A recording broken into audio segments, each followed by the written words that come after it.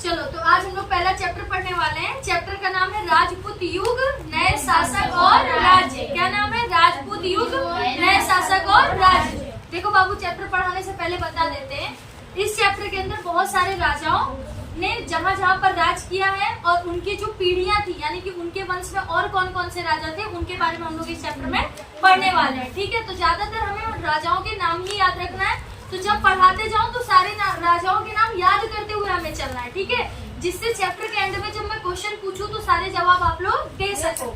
शिवम, क्या हुआ? ऐसे सुस्त बन के मत बैठो, एक्टिव रहो। ठीक है, चलो देखो बाबू, हमारा जो राजपूत युग था ये कब से कब तक था?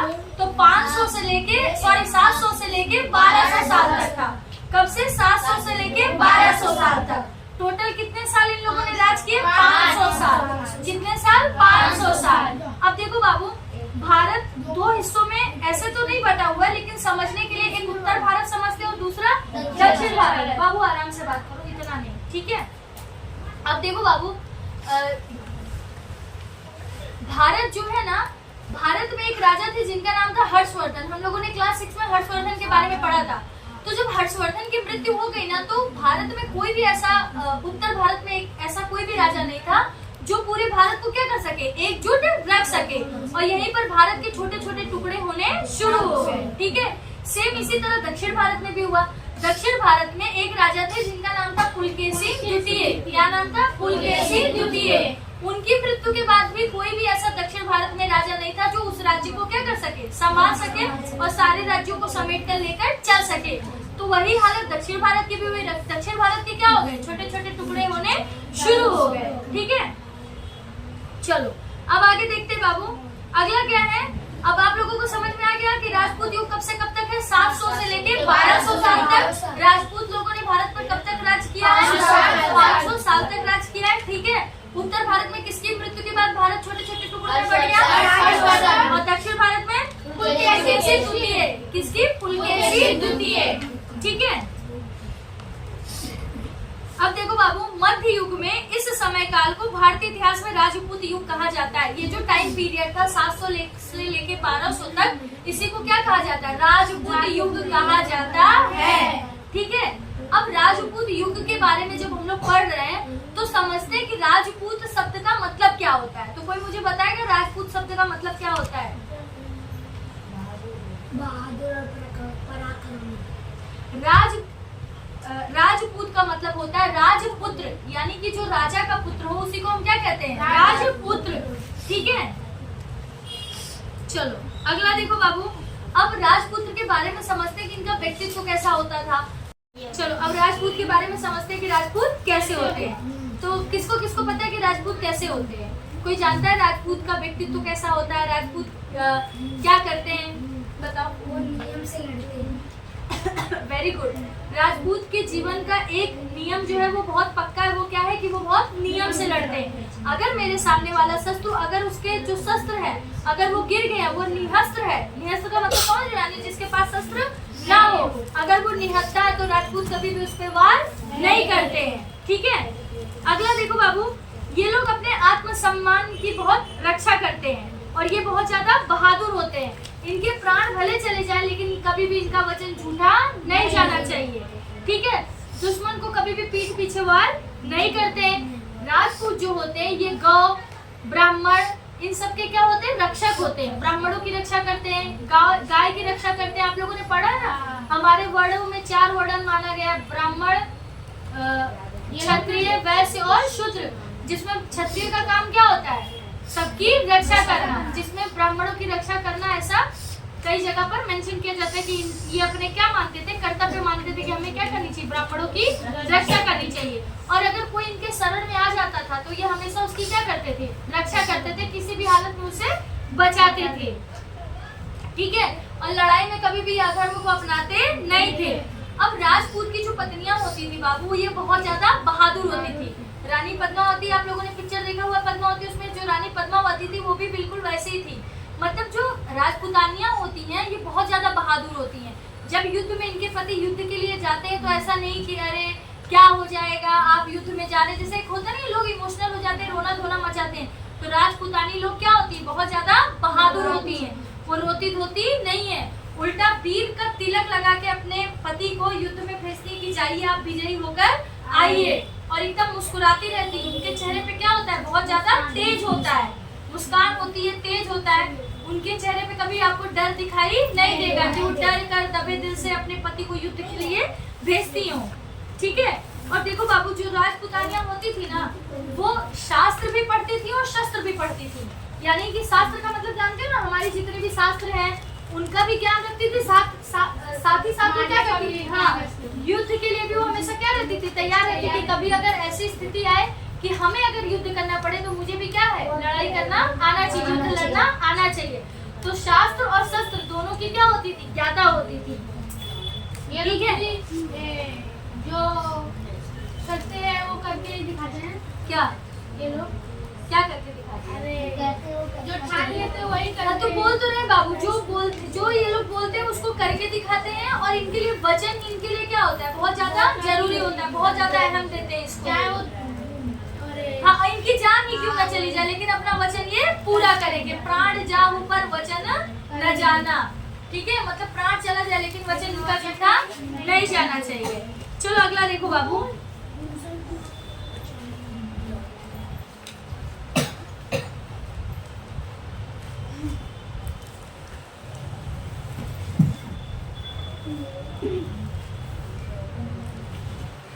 अब देखो बाबू, 500 साल तक राजपूतों ने शासन किया, ठीक है। इस दौरान इन्होंने भारत में विदेशी आक्रमण जब जब हुए उनको क्या किए, इन लोगों ने रोकने की कोशिश की है, ठीक है। और इस जो राजपूतों का जो शासन काल था, इसको हम किस नाम से जानते हैं, मध्य युग। मध्य युग को किस नाम से जाना जाता है, राजपूत युग के नाम से जाना जाता है। राजपूत युग को किस नाम से जाना जाता है, मध्य युग के नाम से जाना जाता है, ठीक है। तो चलो अब हम लोग इस चैप्टर में आगे उत्तर भारत के राजाओं के बारे में और दक्षिण भारत के राजाओं के बारे में पढ़ते हैं, ठीक है। चलो अब क्या है, सबसे पहले किसके बारे में पढ़ेंगे, उत्तर भारत के राज्य के बारे में, ठीक है। अब देखो बाबू, ध्यान से समझते जाना। गुर्जर प्रतिहार राज्य का पतन हुआ, ठीक है। क्या हुआ, गुर्जर प्रतिहार जो साम्राज्य था वो खत्म हुआ। उसके बाद गढ़वाल राज्य, बुंदेलखंड, जिजाक, खुक्ती, चंदेल, मालवा का परमार राज्य, अड़ियालवाड़ का चालुक्य राज्य, दाहल का चेदी राज्य, शाकंभरी का चौहान राज्य, दक्षिण राज्य का गोहिल राज्य, ये सभी क्या है, अलग अलग राज्य स्थापित हुए। इनमें अभी नाम नहीं याद रखना है बाबू, ये पढ़ते पढ़ते आप लोगों के दिमाग में खुद ही सब आ जाएगा, ठीक है। बस इतना समझो, गुर्जर प्रतिहार साम्राज्य का जब पतन हुआ तो ये सारे राज्य क्या हुए, स्थापित हुए, अलग नहीं हुए, स्थापित हुए, ठीक है। अब देखो, गढ़वाल राज्य के स्थापक चंद्रदेव थे। गढ़वाल राज्य के स्थापक कौन थे, चंद्रदेव, ये नाम याद रखना। मैं पूछूंगी कि गढ़वाल राज्य के स्थापक कौन थे, चंद्रदेव। गढ़वाल राज्य आज के समय में कहाँ पर है। अब एक बात बताऊं आप लोगों को, जो गढ़वाल राज्य हम लोग पढ़ रहे हैं कि गढ़वाल राज्य के संस्थापक कौन थे, चंद्रदेव, वो गढ़वाल जो जगह का नाम है ये आज किस जगह पर आने लगा है, उत्तराखंड में आने लगा है, ठीक है। उत्तराखंड किससे अलग हुआ है, उत्तर प्रदेश से, ठीक है। उत्तराखंड किससे अलग हुआ है, उत्तर प्रदेश से। आप लोगों को मैथ की क्लास में पढ़ाया ना जीके में कि उत्तराखंड किससे अलग हुआ है, उत्तर प्रदेश से। कौन से सन में, 2000 में। उसी उत्तराखंड में एक जगह है जिसका नाम है गढ़वाल, ठीक है। तो गढ़वाल राज्य के स्थापक कौन थे, चंद्रदेव, ठीक है। अब देखो बाबू, हाँ, चंद्रदेव।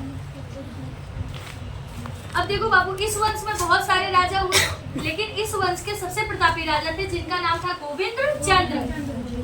जो संस्थापक थे उनका क्या नाम था, चंद्रदेव। और इस वंश के सबसे प्रतापी राजा कौन थे, गोविंद चंद्र। कौन थे, गोविंद चंद्र, ठीक है। इन्होंने गजनी के आक्रमण को जब एक गजनी क्या कहते हैं, एक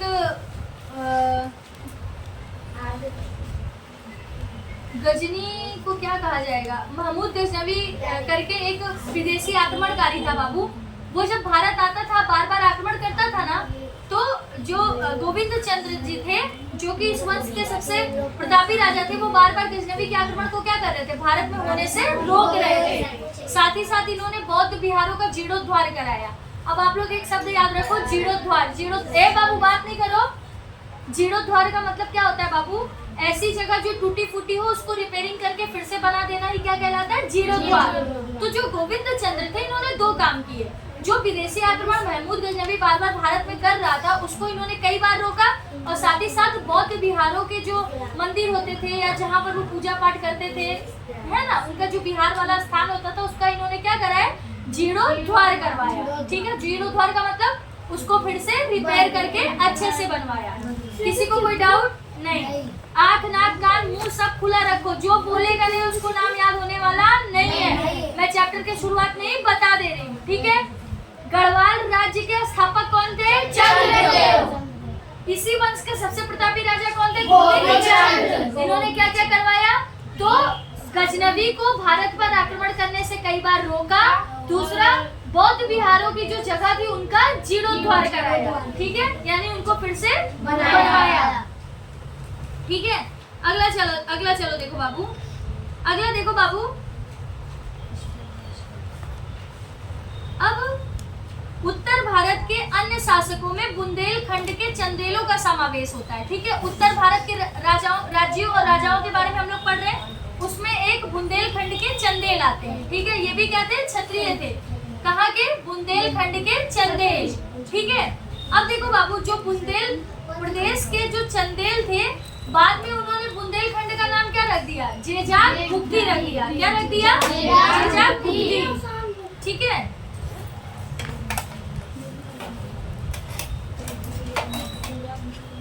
जेजाक भुक्ति।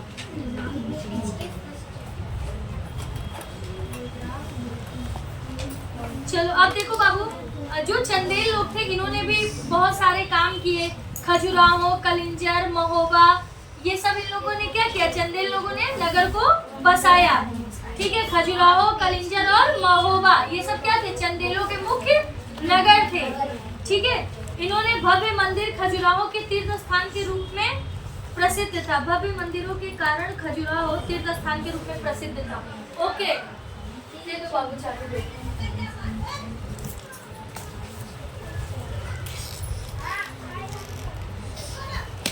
तो चंदेल के मुख्य नगर कौन कौन से थे? खजुराहो, कलिंजर और महोबा।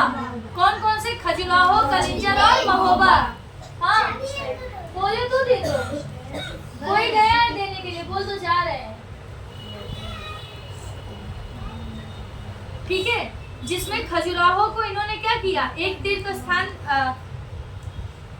ओके, खजुराहो एक ऐसा भव्य मंदिर बना जिसकी वजह से अपने तीर्थ स्थान के रूप में प्रसिद्ध हुआ। ठीक है, चलो इसको एक बार फिर से रिवाइज कर लो। बुंदेलखंड के राजाओं में कौन थे? चंदेल थे। ठीक है, चंदेल लोगों ने बुंदेलखंड का नाम आगे चल के क्या रख दिया? जेजाक भुक्ति। ये क्वेश्चन आएगा। बुंदेलखंड का नाम आगे चल के क्या पड़ गया? जेजाक भुक्ति। ठीक है, इन्होंने कई नगर भी बसाए। उन नगर में कौन कौन से नगर थे? खजुराहो, कलिंजर और महोबा। खजुराहो, कलिंजर और महोबा। ठीक है, जिसमें से खजुराहो एक ऐसा भव्य मंदिर था जो क्या हुआ? तीर्थ स्थान के रूप में प्रसिद्ध हुआ। ठीक है, साथ ही साथ चंदेल लोगों ने बहुत सारे धार्मिक इमारत, जलाशयों का निर्माण करवाकर उनकी सुंदरता को बढ़ाया। ठीक है, तो अभी उत्तर भारत में हम लोगों ने किसके किसके बारे में पढ़ा? गढ़वाल राज्य के स्थापक चंद्रदेव, इस वंश के सबसे प्रतापी राजा गोविंद चंद्र, जिन्होंने क्या क्या करवाया? गजनवी के आक्रमण को रोका और बौद्ध विहारों का जीर्णोद्धार कराया। फिर हम लोगों ने क्या पढ़ा? बुंदेलखंड के राजा चंदेल। बुंदेलखंड का नाम आगे चल के क्या रख देते? जेजाक भुक्ति। ठीक है, इन्होंने कई नगर भी बसाए। कलिंजर, खजुराहो और महोबा। खजुराहो एक भव्य मंदिर था जो आगे चल के तीर्थ स्थान के रूप में प्रसिद्ध होता है। ठीक है, और इन्होंने कई तालाब और जलाशयों का निर्माण करवाया। ठीक है, इतना क्लियर हो गया। चलो आगे बढ़े। चलो, जिसको जो नाम याद नहीं हो मुझे बताना, हम 2-3 बार रिवाइज कर देंगे तो लर्न हो जाएगा। ठीक है, कोई दिक्कत किसी को? दिव्यांशु? नहीं। चलो आगे देखते हैं बाबू। अब आगे पढ़ते हैं कि एक अगले वंश के बारे में पढ़ते हैं जिसका नाम था परमार वंश। क्या नाम था? परमार वंश। 1820 में कृष्णराज ने परमार वंश की स्थापना की। परमार वंश की स्थापना किसने की? कृष्णराज ने। कौन से सन में की? 820। 1800 नहीं, आप लोग गलत क्यों बोल रहे हो? आप जितनी बार बोल रहे हो सब गलत बोल रहे हो। पहले ध्यान से सुनो तो कि हम क्या बोल रहे हैं। यह बुक का है, बुक रखो बीच में। उसमें तो ऑब्जर्व कर सकते हो ना।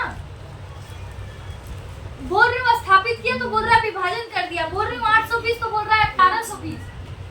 1820 कैसे हो गया? हम लोग तो 700 से लेके 1200 के बीच की बात पढ़ रहे हैं ना, 1800 कहाँ से आया? अगर आप बोल भी रहे हो तो आपके मन में प्रश्नवाचक चिन्ह आना चाहिए ना कि दीदी 1800 में कैसे पहुंच गए हम लोग तो कब से कब तक का टाइम पढ़ रहे हैं, 700 से लेके 1200 तक। हम अभी बता दे रहे बाबू, जब भी आप इतिहास पढ़ो, एसएस पढ़ो, जो सन चल रहा होता है, जिस सन के बारे में आप पढ़ रहे होते हो, इसकी समझ पैदा करना आपके अंदर बहुत ज्यादा जरूरी होता है। बहुत बच्चे पढ़ तो लेते हैं 1526 में पानीपत का युद्ध हुआ, इस सन में ये हुआ वो हुआ, उनको पता ही नहीं होता है कि कब कौन आपके देश में आया। अब ध्यान से मेरी बात समझना, आज जो हम लोग पढ़ रहे हैं पहली शताब्दी, दूसरी शताब्दी, तीसरी, चौथी, पांचवी नहीं, हम लोग सीधा कहाँ से पढ़ रहे हैं? 700 से लेके 1200 तक के बीच का इतिहास पढ़ रहे हैं। आ रही ना बात समझ में? अब अगला जब आपका चैप्टर आएगा तब आप 1200 के बाद का पढ़ोगे। तो अगर कोई आपसे पूछेगा अच्छा यार पता है ऐसे कोई जैसे कोई कुछ बता देता है कि पहले बाबर आए या पहले चंदेल, और जो आप लोग अभी परिवार वंश पढ़ रहे हो ये सब पहले आए कि पहले बाबर आए?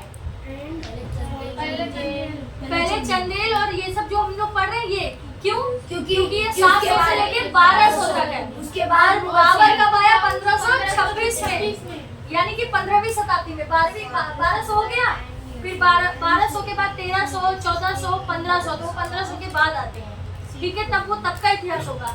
तो सन को अपने दिमाग में रखना बहुत ज्यादा जरूरी है, तभी आप इतिहास को समझ पाओगे कि पहली घटना कौन सी हुई और बाद की घटना कौन सी हुई। अच्छा बताओ, हर्षवर्धन कब के थे?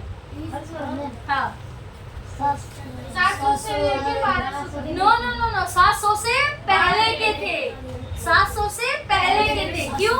क्योंकि 700 के पहले ही इनकी जब मृत्यु होती है तब भारत में कोई ऐसा बड़ा राजा होता नहीं जो भारत को एक साथ समेट सके, तो उसके बाद भारत छोटे छोटे टुकड़ों में बढ़ जाता है। समझ आ रही है ना बात? तो ये था, ठीक है?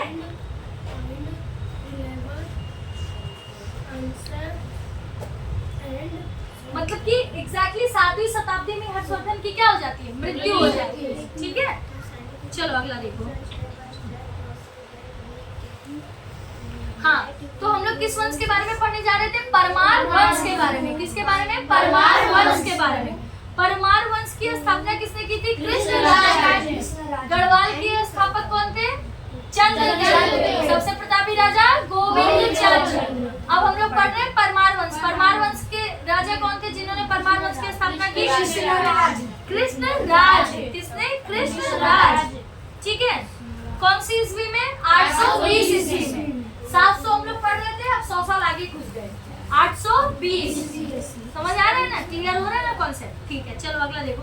अब देखो बाबू, इस वंश में कई प्रतापी राजा हुए, जिसमें सियक, मुंज, भोज ये क्या थे? महान शासक हुए। तो परमार वंश के 3 राजाओं के नाम बताओ। सियक, मुंज, भोज। कौन कौन से? सियक, मुंज, भोज। सियक, मुंज, भोज। सियक, मुंज, भोज। परमार वंश के 3 राजाओं के नाम सियक, मुंज, भोज। परमार वंश की स्थापना किसने की थी? कृष्णराज ने। किसने? कृष्णराज, ठीक है? अब देखो बाबू, कृष्णराज ने परमार वंश की स्थापना की। इस वंश के 3 राजाओं के बारे में हमने और पढ़ा, सियक, मुंज और भोज। अब हम लोग इसमें जो भोज थे वो बहुत ज्यादा प्रतापी और बहुत ज्यादा विद्वान राजा थे, ठीक है? भोज ने क्या किया? एक विश्वविद्यालय का निर्माण करवाया, साथ ही साथ इन्होंने एक नगर भी बसाया जिसका नाम रखा गया भोजपाल। क्या नाम रखा गया? भोजपाल। मार्कर दे दो बाबू। हाँ, क्या नाम रखा है इन्होंने? भोजपाल, ठीक है? भोजपाल, यानी कि जिस जगह को इन्होंने पाला या बसाया, इनका नाम क्या था? भोज। जिस नगर को इन्होंने पाला या बसाया उसका नाम क्या रख दिया? पाल। तो उस जगह का नाम क्या पड़ गया? भोजपाल। लेकिन आगे चल के ये जो भोजपाल नाम था, इसका इसके जगह को क्या कर दिया गया? हटा दिया गया और इसका नाम रख दिया गया भोपाल। तो भोपाल नगर को किसने बसाया था? भोजपाल। राजा भोज ने। किसने? राजा भोज ने, ठीक है? और भोपाल का पहले नाम क्या था? भोजपाल, और बाद में ये नाम बदलकर क्या रख दिया गया? भोपाल। Concept clear? भोजपाल जो पहले नगर का नाम था इसे किसने बसाया था? राजा भोज ने। किसने? राजा भोज ने। इन्होंने एक विश्वविद्यालय का भी निर्माण करवाया था, एक नगर भी बसाया था जिसका नाम इन्होंने अपने नाम से रखा था भोजपाल। आगे चल के नाम क्या पड़ जाता है? भोपाल। क्लियर? भोपाल। भोपाल क्या है? एग्जैक्टली मध्य प्रदेश की राजधानी है। ठीक है, सारी लिंक जितनी कड़ियां आपसे हो सके सबको जोड़ते हुए चलते जाइए, रिवाइज करते हुए चलते जाइए। ठीक है, चलो तो भोपाल की राजधानी, अरे मध्य प्रदेश की राजधानी भोपाल। ठीक है, चलो अगला देखो बाबू। अब परमार वंश, यही इतना ही पढ़ना था। परमार वंश के स्थापक कृष्णराज। इस वंश के 3 राजाओं के नाम सियर, भोज, जिसमें हम लोगों ने थोड़ा सा राजा भोज के बारे में पढ़ा। राजा भोज ने एक विश्वविद्यालय का निर्माण करवाया, साथ ही साथ एक नगर बसाया, उस नगर का नाम था भोजपाल। आगे कालांतर में इस नगर का नाम रख दिया जाता है भोपाल। क्लियर है? चलो आगे देखते हैं बाबू। अब हम लोग पढ़ेंगे चौहान वंश के बारे में। किसके बारे में? चौहान वंश के बारे में। देखो बाबू, चौहान को आप चौहान या चहमान दोनों बोल सकते हो। ठीक है, चौहान वंश में अनेक राजपूत हुए बाबू, जो कहाँ पर जाकर ये लोग बसे? गुजरात और राजस्थान के कई जगह पर। अब ये क्वेश्चन मैं आप लोगों से पूछ रही हूँ, चौहान वंश के जो राजा थे ये कहाँ पर बसे? तो गुजरात और राजस्थान के बहुत सारी जगहों पर। गुजरात राजस्थान के विभिन्न स्थानों पर कौन जाकर बसा? चौहान वंश। कौन वंश? चौहान वंश। ठीक है, अगला देखो बाबू।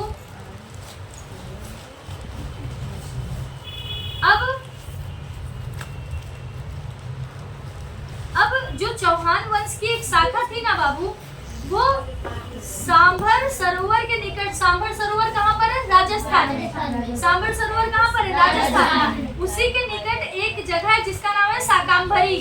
ठीक है, उसी जगह पर ये लोग क्या करने लगे? जाकर बस गए और वहाँ पर राज्य करना शुरू कर दिए। अब इधर देखो, चौहान वंश शुरुआत में कहाँ पर जाकर बसे? गुजरात और राजस्थान के कई स्थानों पर, जिसमें से एक शाखा निकलती है जो सांभरी झील के किनारे शाकंभरी नाम की एक जगह है, जहाँ पर जाकर ये लोग क्या हो जाते हैं? बस जाते हैं। ठीक है, और यहीं से ये लोग क्या कहलाते हैं? शाकंभरी के चौहान कहलाते हैं। क्या कहलाते हैं? शाकंभरी के चौहान।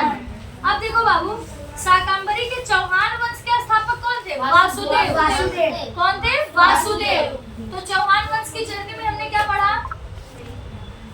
चौहान वंश कहाँ पर जाकर बसे? गुजरात और राजस्थान के विभिन्न स्थानों पर। वहाँ से एक शाखा निकलती है जो सांभर झील के किनारे ही एक शाकंभरी नाम का स्थान है, जहाँ पर जाकर ये अपने राज्य को स्थापित कर देते हैं। क्लियर इतना? अब इनको क्या कहा जाने लगा? शाकंभरी के चौहान। अब शाकंभरी के चौहान की स्थापना किसने की? वासुदेव। इस चैप्टर में भगवान के नाम बहुत सारे आएंगे। ठीक है, कृष्ण राज, चंद्रदेव, गोविंद चंद्र, है ना, गोपाल, अभी वो भी आएंगे, गोपाल भी आएंगे। ठीक है बेटू, इतना क्लियर हो गया? ठीक है, चलो आगे देखते हैं। तो जो शाकंभरी के चौहान वंश के स्थापक थे उनका नाम क्या था? वासुदेव। वासुदेव। क्या नाम था? वासुदेव। अब अगला आता है बाबू 12वीं शताब्दी। इसी वंश की बात है। 12वीं शताब्दी में एक राजा होते हैं जिनका नाम रहता है अजय राज। क्या नाम रहता है? अजय राज। अजय राज शाकंभरी ये गद्दी पर बैठते हैं। ठीक है, इन्होंने एक नगर को बसाया जिस नगर का नाम था अजय मेरू। क्या नाम था? अजय मेरू। ठीक है, 12वीं शताब्दी में किस राजा ने अजमेरू नगर को बसाया? अजय राज ने। किसने? अजय राज ने। सेम इन्होंने भी अपने नाम से नगर को क्या कर दिया? नगर का नाम दे दिया। खुद राजा का नाम क्या था? अजय राज। जिस नगर को इन्होंने बसाया उसका नाम क्या था? अजय मेरू। आगे चल के यही अजमेरू नगर किस नाम से जाना जाता है? अजमेर नाम से जाना जाता है। किस नाम से? अजमेर। ठीक है, चलो अगला देखो। तो यहीं पर हमारा जो चौहान वंश था ये यहीं पर समाप्त होता है। ठीक है, अब हम लोग पढ़ेंगे गुजरात के सोलंकी वंश के बारे में। किसके बारे में? गुजरात के सोलंकी वंश के बारे में। ठीक है, देखो बाबू, ये चैप्टर बार नाम याद करवाने की वजह से मुझे रिपीट करना ही पड़ेगा। ठीक है, जिससे आपको सारे नाम क्या हो सके? याद हो सके। शाकंभरी के चौहान वंश के स्थापक वासुदेव। गढ़वाल राज्य की स्थापना किसने की थी? चंद्रदेव। उस वंश के सबसे प्रतापी राजा परमार वंश के संस्थापक कृष्णराज। इस वंश के 3 और राजा सियामुंज भोज, सियामुंज भोज। भोपाल किसके नाम से पड़ा? भोजपाल। राजा भोज के नाम से पड़ा और भोपाल का प्राचीन नाम भोजपाल। क्लियर है? चलो वेरी गुड। अब क्या पढ़ेंगे? गुजरात के सोलंकी वंश के राजा के बारे में। ठीक है, इस वंश के एक राजा थे बाबू जिनका नाम था सिद्धराज जय सिंह। क्या नाम था? सिद्धराज जय सिंह। इनकी एक राजकुमारी थी, ठीक है, जिसका विवाह इन्होंने चौहान वंश के एक राजा थे जिनका नाम था आड़ोराज। क्या नाम था? आड़ोराज। उनके साथ इन्होंने उसका विवाह करवा दिया। ठीक है, उनसे एक पुत्र हुआ जिसका नाम था सोमेश्वर चौहान। क्या नाम था? सोमेश्वर चौहान। सोमेश्वर चौहान गद्दी पर बैठते हैं। उनके बाद उनका एक पुत्र होता है जिसका नाम रखा जाता है पृथ्वीराज तृतीय। क्या नाम रखा जाता है? पृथ्वीराज तृतीय। अब वो गद्दी पर बैठते हैं। अब इसको फिर से समझते हैं। गुजरात के एक सोलंकी राजा है। गुजरात में एक सोलंकी वंश चला, ठीक है। उस सोलंकी वंश के राजा थे सिद्धराज जय सिंह। क्या नाम था? सिद्धराज जय सिंह। सिद्धराज जय सिंह की एक राजकुमारी थी जिनका विवाह होता है चौहान वंश के अनुराज के साथ। दोनों का विवाह हो जाने के बाद उनसे एक पुत्र होता है जिसका नाम रखा जाता है सोमेश्वर चौहान। सोमेश्वर चौहान का एक पुत्र होता है जिसका नाम रहता है पृथ्वीराज तृतीय। पृथ्वीराज तृतीय, ठीक है। अब पृथ्वीराज तृतीय का इतिहास में बहुत सारा नाम है, ठीक है। क्यों? क्योंकि उन्होंने बहुत सारे काम किए, ठीक है। मतलब उनको इतिहास में अद्वितीय स्थान उनका रखा जाता है। अब देखो बाबू, तराइन का युद्ध हुआ था जिसमें शहाबुद्दीन गौरी और पृथ्वीराज चौहान तृतीय के बीच में क्या हुआ था? युद्ध हुआ था। पहली बार के युद्ध में पृथ्वीराज तृतीय ने क्या किया था? शहाबुद्दीन गौरी। अब देखो इतिहास में जो मैं बोल रही हूँ ना बाबू, शहाबुद्दीन गौरी और मोहम्मद गौरी, जब भी अगर मेरे मुंह से निकल जाए शहाबुद्दीन गौरी या मोहम्मद गौरी तो दोनों क्या है? एक ही इंसान। कहीं कहीं पर आपकी किताब में शहाबुद्दीन गौरी लिखा रहेगा और कहीं कहीं पर मोहम्मद गौरी रहेगा, तो कंफ्यूज मत होना कि दोनों अलग अलग लोग हैं। दोनों क्या है? एक ही है। या तो उनको मोहम्मद गौरी बुला लो या तो उनको शहाबुद्दीन गौरी बुला लो। तो पृथ्वीराज तृतीय और शहाबुद्दीन गौरी के बीच में क्या होती है? लड़ाई होती है। कहाँ की लड़ाई? तराइन का युद्ध। कहाँ का युद्ध? तराइन का युद्ध। उस तराइन के युद्ध में पहले तो पृथ्वीराज तृतीय शहाबुद्दीन गौरी को हरा देते हैं, लेकिन फिर युद्ध होता है जिसमें पृथ्वीराज तृतीय शहाबुद्दीन गौरी को नहीं हरा पाते हैं और शहाबुद्दीन गौरी जो है वो पृथ्वीराज से क्या हो जाता है? जीत जाता है, ठीक है। ये बाबू 1191 में हुआ था जब 12वीं शताब्दी खत्म होने वाला था, ठीक है। यहाँ पर देखो बाबू, अभी हम लोग 8वीं 7वीं शताब्दी में चल रहे थे, सीधा हमें 11वीं और मतलब 12वीं शताब्दी के अंत को पढ़ना पड़ रहा है। क्यों पढ़ना पड़ रहा है? क्योंकि जो चौहान वंश के जो राजा थे पृथ्वीराज तृतीय, उनको यहीं पर पढ़ा के खत्म कर दिया जाएगा। समझ में आ रहा है? इस वजह से जो उनका लास्ट डेटा था वो बाद में भी अभी इनको थोड़ा सा पढ़ना पड़ेगा एकदम चैप्टर के अंत में, लेकिन अब उन्हीं की वंश के बारे में बात हो रही थी, इस वजह से यहीं पर इनके बारे में भी थोड़ा सा पढ़ लिया गया, ठीक है। हम लोगों ने चौहान वंश के बारे में पढ़ा, चौहान वंश खत्म हुआ, लेकिन चौहान वंश खत्म होते होते कौन सा वंश शुरू हो गया? सोलंकी वंश। सोलंकी वंश के एक राजा थे सिद्धराज जय सिंह। उन्होंने अपनी बेटी का विवाह किससे कर दिया? चौहान वंश के आड़ोराज के साथ। आड़ोराज का एक बेटा होता है सोमेश्वर, सोमेश्वर का एक बेटा होता है पृथ्वीराज तृतीय। तराइन के युद्ध में मोहम्मद गौरी के साथ उनका लड़ाई होता है। पहले तो खुद जीतते हैं पर बाद में वो हार जाते हैं, ठीक है। तो ये थोड़ा सा हमें 12वीं शताब्दी के बारे में पढ़ना पड़ा, लेकिन अभी अब फिर से हम लोग पीछे की तरफ चलते हैं, ठीक है। चलो अगला देखो, अगला देखो बाबू, अगला देखो, अगला हमें क्या पढ़ना है कि किस तरीके से राजपूत युग में हमें कई राजाओं के बारे में पढ़ना पड़ा जिन्होंने भारत के इतिहास में बहुत अहम भूमिका निभाई है, ठीक है। अब देखो बाबू, ऐसे ही एक राजा के बारे में और पढ़ेंगे हम लोग जिनका नाम था वनराज चावड़ा। क्या नाम था? वनराज चावड़ा। वनराज चावड़ा की जो सबसे अच्छी बात लगती है वो ये लगती है कि इनके बचपन के एक मित्र थे, बाल मित्र थे, जिनका नाम था अड़िहलवाड़। क्या नाम था? अड़िहलवाड़ पाटन। पूरा नाम क्या था? अड़िहलवाड़ पाटन। अड़िहलवाड़ बाबू भरवाड़ा थे। भरवाड़ा का मतलब समझ लो जो गाय भैंसे पालते हैं, है ना, यादव लोग, ठीक है। अड़िहलवाड़ मतलब कम्प्लीटली, हाँ, जो गुजराती मराठी लोग मतलब गुजरात महाराष्ट्र में अधिकतर जो गाय भैंसे पालते हैं उनको हम क्या बोलते हैं? भरवाड़ा बोलते हैं, ठीक है। तो हाँ, भरवाड़ा अड़ियलवाड़ पाटन। हाँ, अड़ियलवाड़ पाटन क्या एक जगह है। अब देखो बाबू, जो वनराज चावड़ा थे, इनके जो परम मित्र थे, जो बाल मित्र थे, उनका नाम था अड़ियलवाड़ पाटन। इनको अपने दोस्त से इतना ज्यादा प्रेम था कि उन्हीं के नाम पे इन्होंने एक नगर बसा दिया। उस नगर का नाम रख दिया अड़ियलवाड़ पाटन।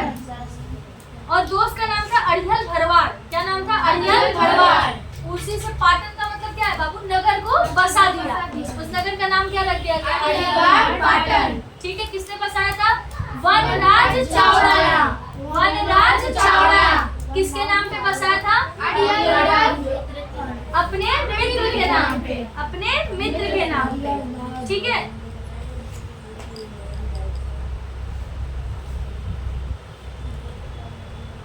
अब देखो बाबू, ये जो टाइम पीरियड चल रहा था, ऐसे समय में गुजरात के सौराष्ट्र और कच्छ में चावड़ा वंश का शासन था।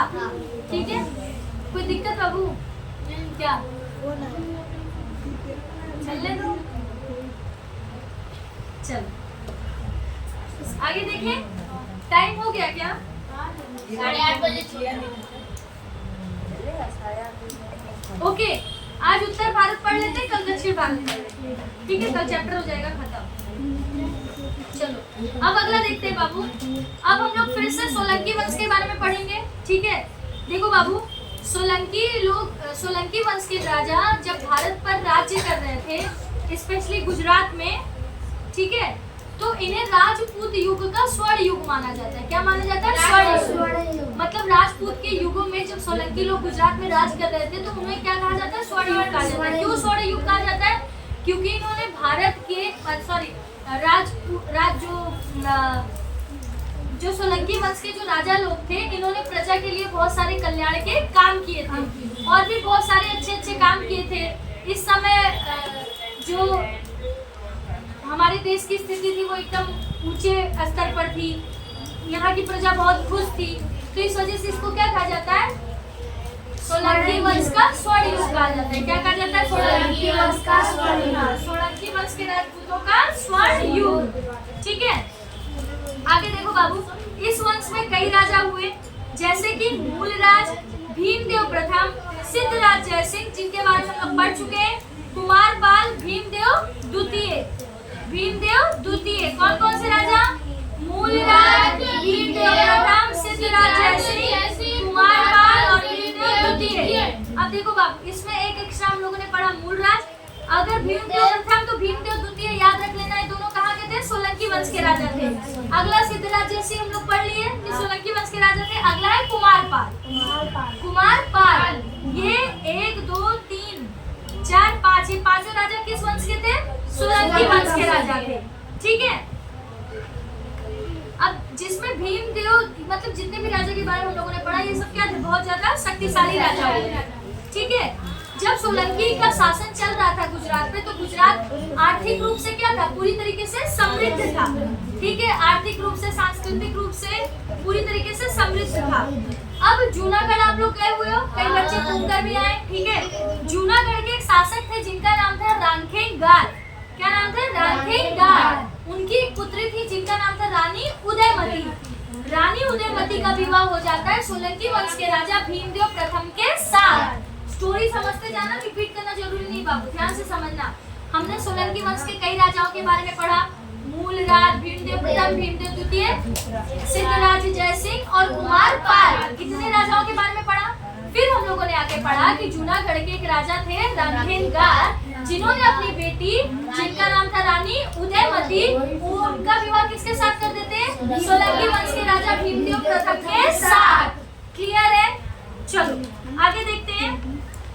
ठीक है, अब जो रानी उदयमती थी, इन्होंने पाटन में, पाटन एक जगह है, ठीक है, गुजरात में पाटन क्या एक जगह है। कभी वैकेशन पड़े तो आप लोग जाके आइए बाबू, हिस्टोरिकल प्लेस घूमना चाहिए आप लोगों को। ठीक है, अब जो रानी उदयमती थी, पाटन में उन्होंने एक बावड़ी का निर्माण करवा दिया। किसका निर्माण करवाया? बावड़ी का, जिसको कहा जाता है रानी की वाव बावड़ी। क्या कहा जाता है? रानी की वाव बावड़ी। और इस बावड़ी की खास बात ये है बाबू कि इसको यूनेस्को वर्ल्ड हेरिटेज में भी क्या किया गया? शामिल किया गया।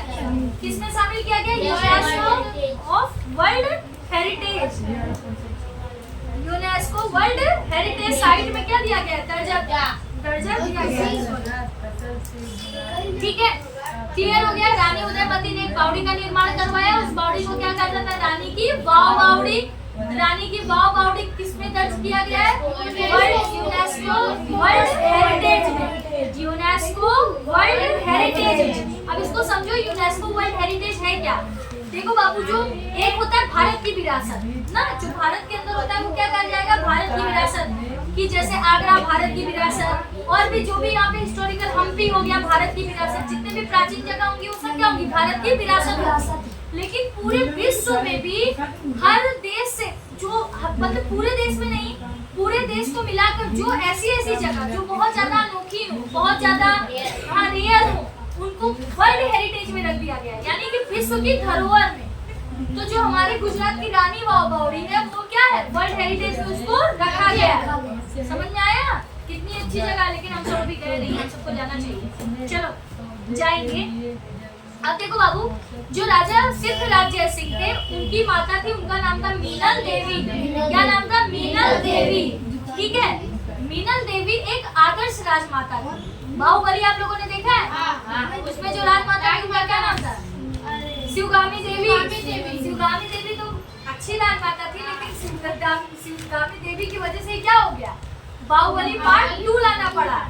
मतलब कि उनकी वजह से अगर देखा जाए तो युद्ध हुआ ना, वो गलत डिसीजन ले ली कई जगह पर और काफी कुछ हुआ। ठीक है, पर ये जो हमारी मीनल माता थी, मीनल देवी थी, ये राजमाता, ये कैसी माता थी? आदर्श राजमाता।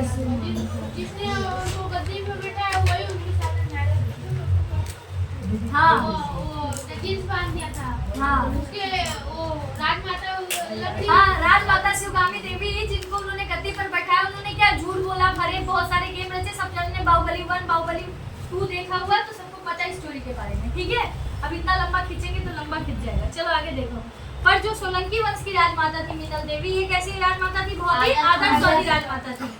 इन्होंने प्रजा को न्याय दिलाने के लिए बहुत सारे काम किए। आपको पता है बाबू, पहले जब हम लोग मंदिर जाते थे ना, तो हर इंसान के ऊपर टैक्स लगता था, है ना? एक जगह से दूसरी जगह जाने के लिए, मंदिरों में दर्शन करने के लिए हमें टैक्स भरना पड़ता था। तो राजमाता मीनल देवी ने क्या कर दिया? टैक्स फ्री कर दिया।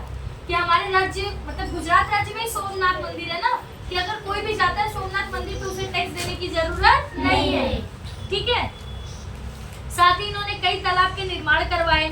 ठीक है, तो इतना ही हमें राजमाता मीनल देवी के बारे में पढ़ना है कि इन्होंने क्या क्या करवाया। प्रजा को न्याय दिलाने के लिए कई कार्य किए, सोमनाथ पे लगने वाले टैक्स को खत्म किए। तीसरा कौन सी चीज की? बहुत सारे तालाब को निर्माण करवाया। ठीक है, बंद कर दो बाबू। चेहरे पे क्या होता है? बहुत ज्यादा तेज होता है, मुस्कान होती है, तेज होता है। उनके चेहरे पे कभी आपको डर दिखाई नहीं देगा कि वो डर कर दबे दिल से अपने पति को युद्ध के लिए भेजती हो। ठीक है, और देखो बाबू, जो राजपुतानियां होती थी ना, वो शास्त्र भी पढ़ती थी और शस्त्र भी पढ़ती थी। यानी कि शास्त्र का मतलब जानते हो ना, हमारे जितने भी शास्त्र हैं उनका भी ज्ञान रखती थी, साथ ही साथ वो क्या करती थी? हाँ, युद्ध के लिए भी वो हमेशा क्या रहती थी? तैयार रहती थी। कभी अगर ऐसी स्थिति आए कि हमें अगर युद्ध करना पड़े तो मुझे भी क्या है? लड़ाई करना आना चाहिए, युद्ध लड़ना आना चाहिए। तो शास्त्र और शस्त्र दोनों की क्या होती थी? ज्ञाता होती थी। ठीक है, जो करते हैं वो करके दिखाते हैं। क्या ये लोग क्या करके दिखाते हैं? अरे जो ठान लेते हैं वही करते हैं। तो बोल तो रहे बाबू, जो ये लोग बोलते हैं उसको करके दिखाते हैं। और इनके लिए वचन, इनके लिए क्या होता है? बहुत ज्यादा जरूरी होता है, बहुत ज्यादा अहम देते हैं इसको। चाहे वो हाँ, इनकी जान ही क्यों न चली जाए, लेकिन अपना वचन ये पूरा करेंगे। प्राण जाहु पर वचन न जाना। ठीक है, मतलब प्राण चला जाए लेकिन वचन इनका झूठा नहीं जाना चाहिए। चलो अगला देखो बाबू।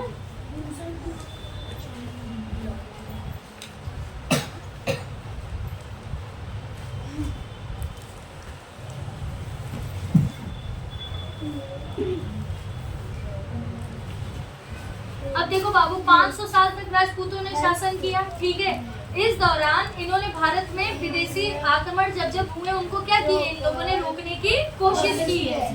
ठीक है, और इस जो राजपूतों का जो शासन काल था, इसको हम किस नाम से जानते हैं? मध्य युग। मध्य युग को किस नाम से जाना जाता है? राजपूत युग के नाम से जाना जाता है। राजपूत युग को किस नाम से जाना जाता है? मध्य युग के नाम से जाना जाता है। ठीक है, तो चलो अब हम लोग इस चैप्टर में आगे उत्तर भारत के राजाओं के बारे में और दक्षिण भारत के राजाओं के बारे में पढ़ते हैं। ठीक है, चलो अब ठीक है। तो कल हम लोगों ने मीनल माता के बारे में पढ़ लिया था कि मीनल माता ने कैसे प्रजा के कल्याण के काम किए। आज हम लोग पढ़ेंगे और थोड़ा सा उसी के आगे। ठीक है, देखो बाबू, आज हम लोग क्या पढ़ने वाले हैं, ये यहाँ पे कुछ रखने के लिए दे दो मुझे।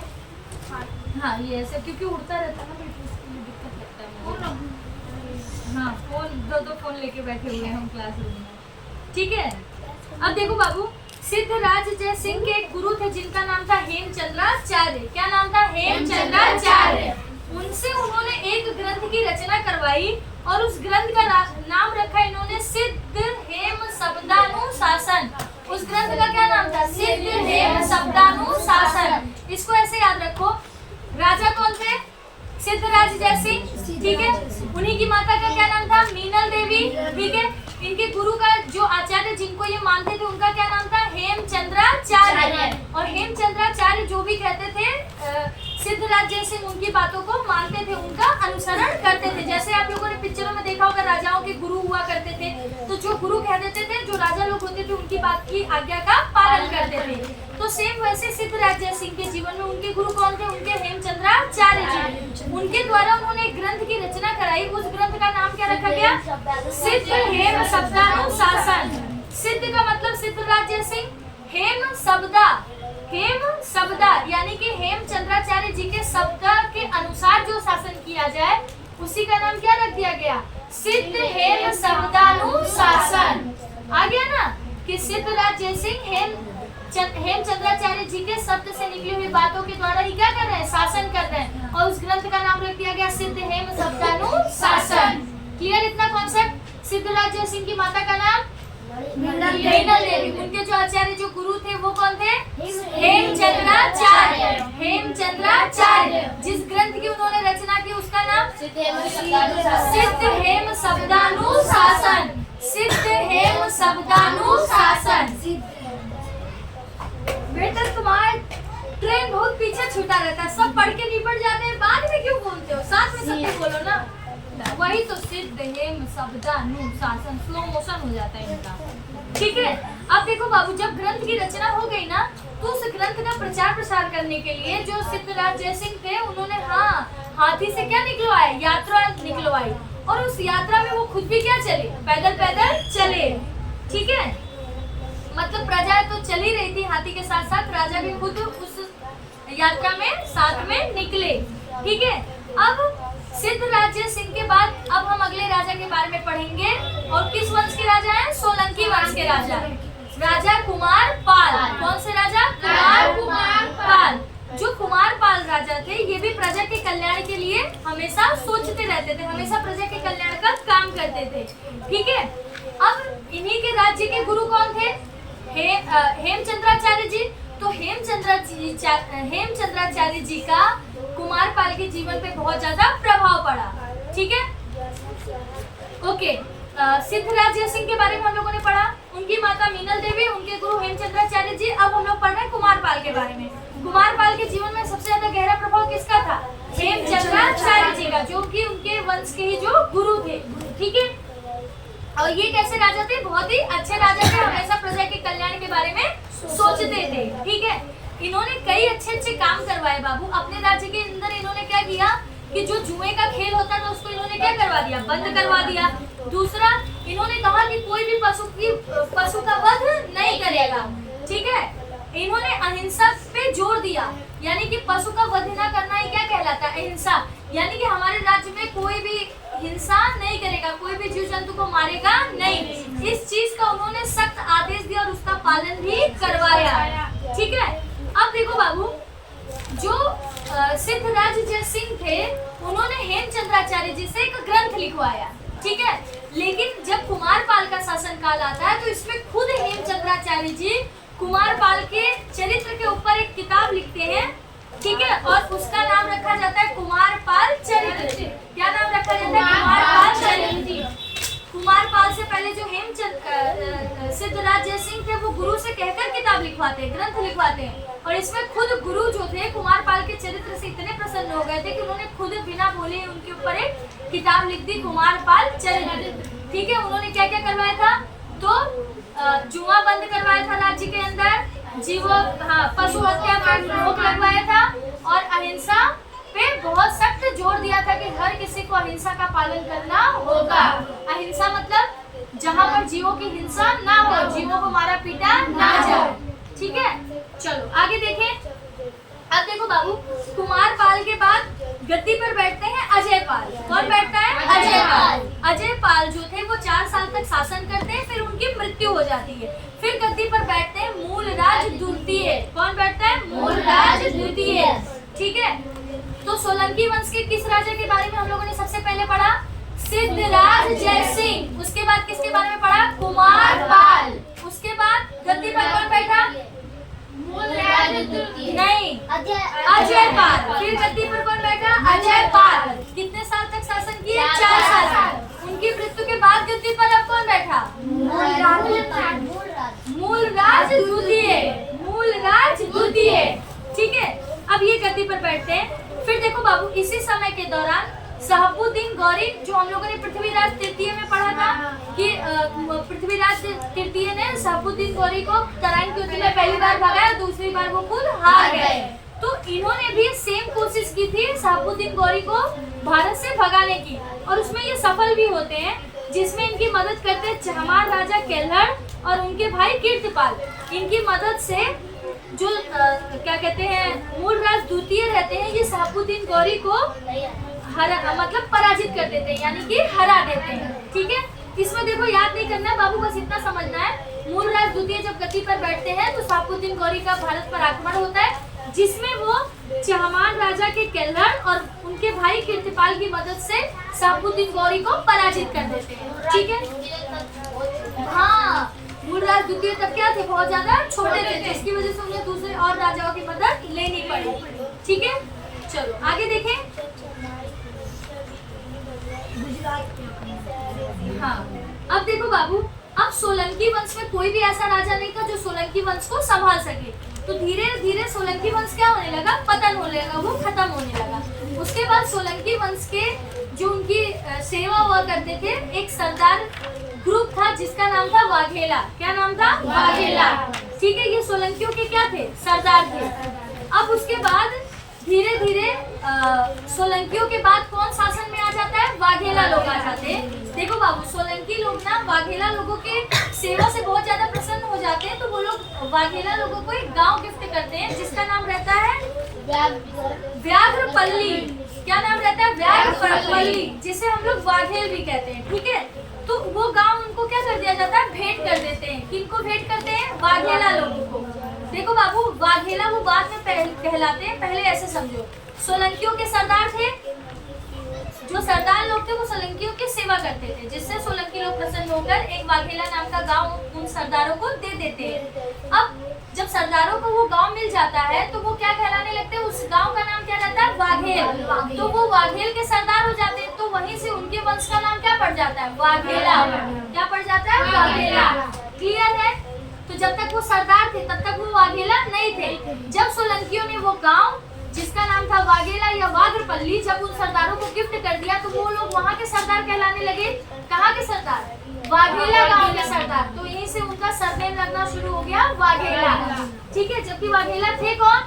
तो सोलंकियों के सरदार थे, जो उनकी क्या करते थे? सेवा करते थे। क्लियर है कॉन्सेप्ट? ठीक है, चलो आगे देखते हैं। अब देखो बाबू, इस वंश में भी कई अच्छे प्रतापी राजा हुए। ठीक है, जिसमें इस वंश के जो सबसे अंतिम राजा थे उनका नाम था कर्णदेव। क्या नाम था? कर्णदेव वाघेला। ठीक है, क्या नाम था? कर्णदेव वाघेला। और जब कर्णदेव वाघेला का शासन था बाबू, तभी वो समय आया, क्योंकि कर्णदेव वाघेला के शासन के बाद और कोई ऐसा राजा नहीं था जो गुजरात को अच्छे से संभाल सके।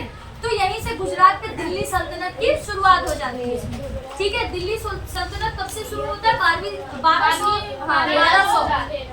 से शुरू होता है। कब से? 1200 से। 1200 के बाद से वही शुरू हो जाता है। ये चैप्टर 1200 पे खत्म होगा और 1200 के बाद से आपका कौन सा युग चालू हो जाएगा? सल्तनत युग।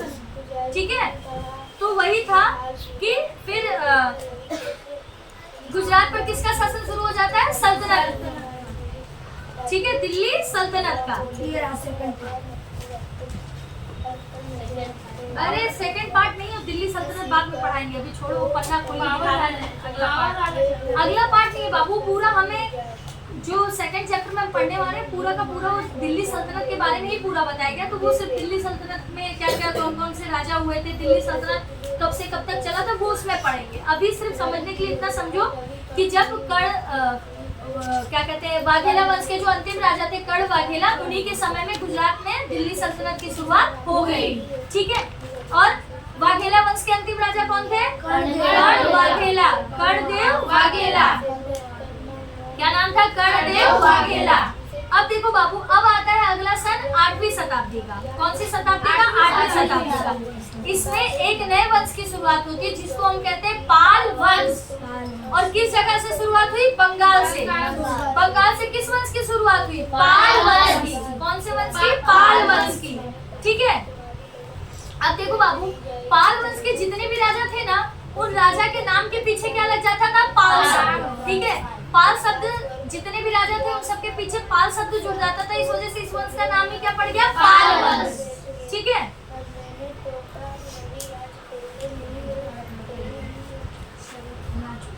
अब देखो पाल वंश के स्थापक कौन थे जिसने पाल वंश को शुरू किया था? गोपाल। कौन थे? गोपाल। तो इनके नाम के पीछे भी क्या आ गया? पाल आ गया। तो पाल वंश की शुरुआत किसने की थी? गोपाल ने की थी। कहाँ से हुआ था? बंगाल से हुआ था। कौन सी शताब्दी से हुआ था? 8वीं शताब्दी से। कौन सी शताब्दी से? 8वीं शताब्दी से। ठीक है, तो पाल वंश के बाद अब शुरू होता है सेन वंश। पाल वंश यहीं पर होता है खत्म।